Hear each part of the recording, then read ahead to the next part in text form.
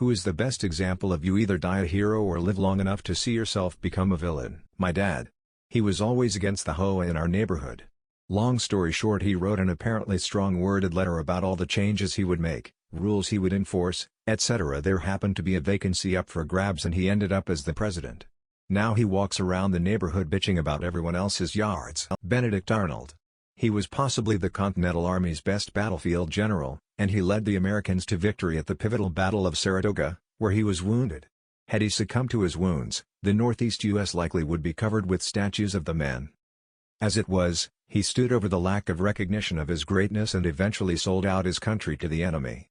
Now, his name is synonymous with treason. Going to go for a historical one. Nero.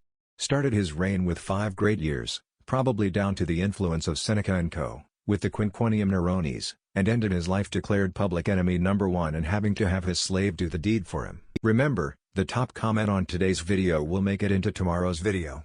Be sure to answer the question in the comments below. Marshal Philippe Pétain from France.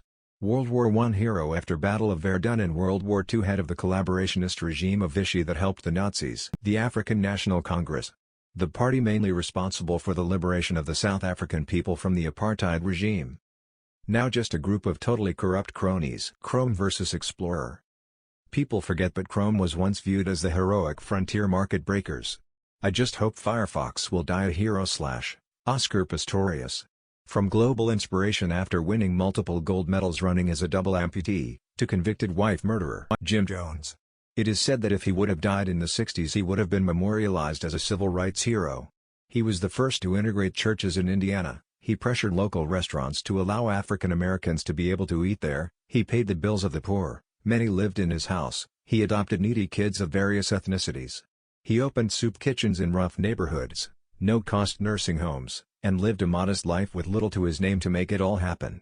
He also toured the evangelist circuits to making large sums of money, just about all of which went to support his poor congregation, of which there were thousands of members. After many years of this service, something happened, drugs, narcissism, paranoia, and wild ideologies, that pushed him into a complete monster. He convinced about these poor people to follow him into a jungle to live out their communist fantasies only to be murdered by Jim. 909-918 men, women, and children including Jim and his wife died by poisoning on a single day. Edit, Jim died by gunshot wounds. Just want to say, sometimes it works the other way around. There's been some reconsideration of Chamberlain in the lead up to World War II, it seems a lot of his public statements were forced onto him by the state of the British forces, which he tried to fix. Basically, he was told in no uncertain terms they could not fight a war at that point, and he quietly devoted funding to military upgrades etc. A whole load of these examples prove that it's not you become the villain, it's that eventually your secret villainy gets found out. Fritz Haber. He discovered a way to synthesize ammonia from nitrogen and hydrogen gas, what is crucial for fertilizers. He was also later employed by Germany during World War I to find a way to weaponize chlorine, thus becoming the father of chemical warfare after successfully doing so.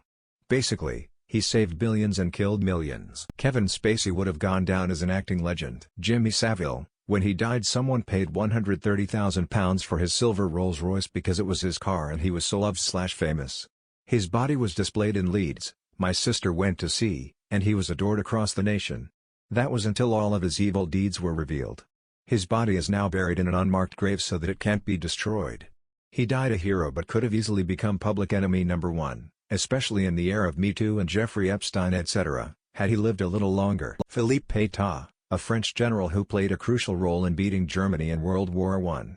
25 years later he collaborated with the Nazis and became the head of Vichy France, a German puppet state. O.J. Simpson, Jared from Subway. Google. Don't Be Evil is completely wiped out of every webpage they own. And for a good reason. Facebook. When it first came about it was seen as a safe social media because you had to have a student ID to make an account, it was for high school and college students only. Parents/adults at the time were worried about their kids having contact with adult predators on MySpace following many horror stories from AIM and MySpace interactions. Now it's a shit show of adults posting 24/7 and kids lying about their age to get an account. Data mining users, normalization of sharing personal data and the company not giving a shit about online safety. Chris Benoit. He was famous as a pro wrestler until he murdered his wife and child. Blizzard Entertainment. Bill Cosby? I mean, he was always pretty shitty, But people thought of him as a hero.